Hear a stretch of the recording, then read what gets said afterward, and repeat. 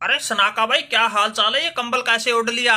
अरे कहीं इस भारी भरकम हार के नीचे तुम्हारा दिमाग तो ना दब गया, जो इतनी गर्मी में भी कंबल ओढ़ के बैठ गए? अरे हार जीत तो भाई लगी रहती है, इसको इतने दिल पे मत लो वरना पगला जाओगे।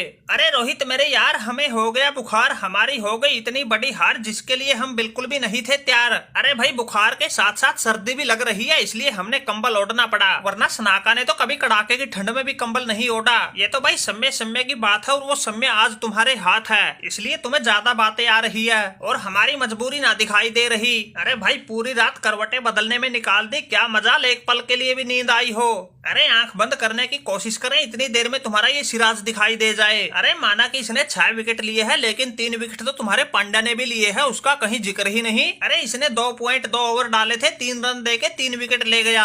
अरे सनाका भाई बिल्कुल ठीक कह रहे हो, हम तो पिछले 2 दिन से यही बातें सोचे जा रहे हैं, 3 विकेट हमने भी चटकाए थे। अरे तुम्हारे सिवा किसी ने झूठे मन से भी हमारा नाम ना लिया। अरे सिराज ने तो पहले 5 विकेट सिर्फ 16 गेंद पर ही ले लिए थे, उसके बाद की 26 गेंद में सिर्फ 1 विकेट ले पाया। इसी से अंदाजा लगा लो बाद में विकेट लेना कितना मुश्किल था, लेकिन हमने बाद में आकर 14 गेंद में ही 3 विकेट ले लिए। अरे ये तो शुक्र मनाओ वनडे मैच था, अगर T20 होता तो सिराज की जगह पांड्या की वाहवाही होती।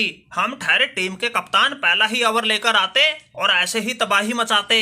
अरे बात सुनो भाई पांड्या, तुम भला मानो चाहे बुरा मानो, जब आरसीबी वाले चलते हैं तो फिर वही दिखते हैं, चाहे फिर वो सिराज हो या कोहली, उनके चलने पर बाकी सब फीके पड़ जाते हैं। अरे पाकिस्तान के खिलाफ हमने मैच जितवाया था तो कोहली कोहली हो गई थी, फिर अब सिराज मियां ने तो लंका को बिल्कुल उठा के पटक दिया, इसलिए सभी की जुबां पर है सिराज, क्योंकि इसी की वजह से टीम इंडिया के सर पे सजा है ये एशिया कप का ताज। अरे कुलदीप यादव ने भी मैन ऑफ द सीरीज जीती है, वो तो बेचारा ऐसी बातें कुछ ना कह रहा, क्योंकि भाई उसको पता है जिस दिन उसका दिन होगा फिर वही चमकेगा। अरे सिराज भाई तुमने बिल्कुल सही साबित कर दिया, हमारी आरसीबी भले ही चैंपियन ना बनी हो, लेकिन हमने टीम इंडिया को कई बार चैंपियन बनाया है। अरे कोहली भाई आईपीएल जीते या ना जीते कोई फर्क नहीं पड़ता, लेकिन टीम इंडिया जीतनी चाहिए, और वो आज हमने अकेले के दम पे करके दिखा दिया। और क्यों है सिराज वनडे रैंकिंग में नंबर 1 बॉलर, सबको बता दिया।